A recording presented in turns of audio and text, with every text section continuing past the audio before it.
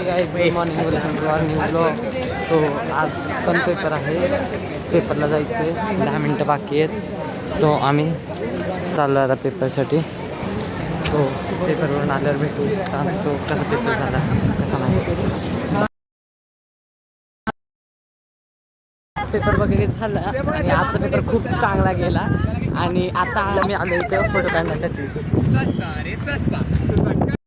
So guys आता आलो कॉलेजवरून घरी आणि माझ्यासाठी घेतले डोसा खाण्यासाठी. सो आता बसतोय. सो घरी गेल्यावर भेटू. गाईज उद्या घरी आहे पूजा, त्याच्यासाठी आता फुलं आणायला जायचे, तर मी चाललोय फुलं घेण्यासाठी. सो गाईज फुलं वगैरे घेतली आणि कृष्णासाठी हे पण घेतलं आणि राधासाठी या बाळ्या. सो आता मी हे सगळं घेऊन चाललोय घरी.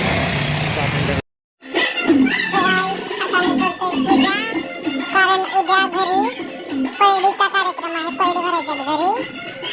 मम्मीला जमणार नाही म्हणून मी आता पूजा करून घेते, बाकीचं मग उद्या करायचं.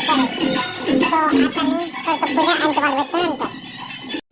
सो गाईज इथे मी देवसर पाटीत काढून घेत होतो.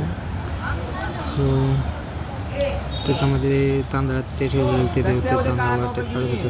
सो ते तांदूळ काढून घेतले.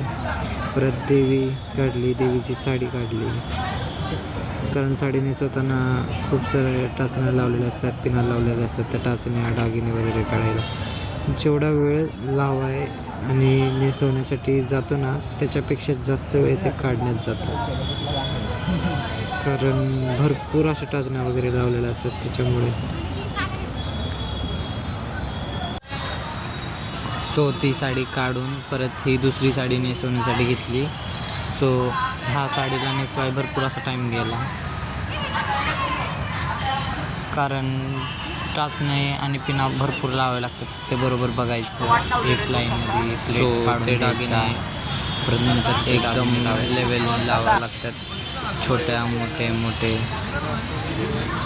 स्टेप वाईज लावावे लागतात दागिने. तो पण विचार करायचा आणि परत बघायचे की कोणत्या साडीवरती कोणते किती दागिने घालायचे. जास्त पण घालायचे नाही आणि कमी पण नाही घालायचे, कारण ते जास्त ओव्हर पण नाही करायचं. लिमिटेड, थोडंसं पारंपरिक, थोडंसं एस्थेटिक.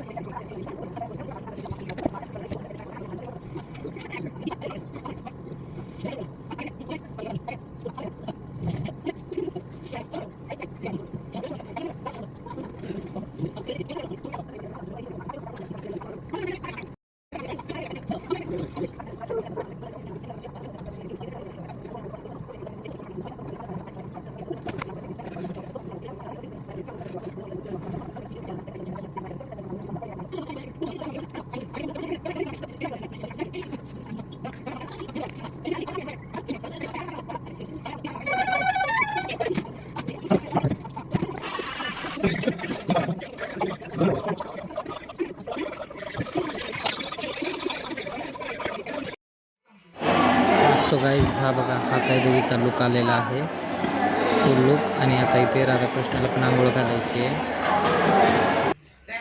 बघितले कोण कुठल्या पद्धतीने कमेंट करतं, कोण कशा अर्थ काढतं.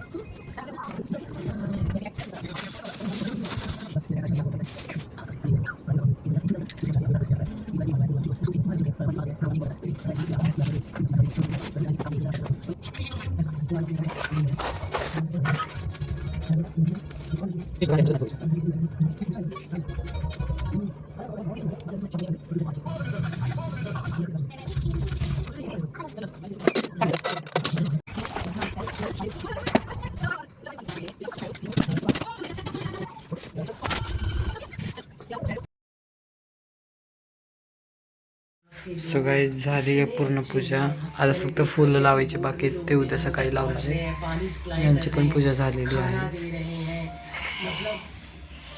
सो आता आज या ब्लॉगला इथेच एंड करूयात. Like share comment and subscribe. Bye.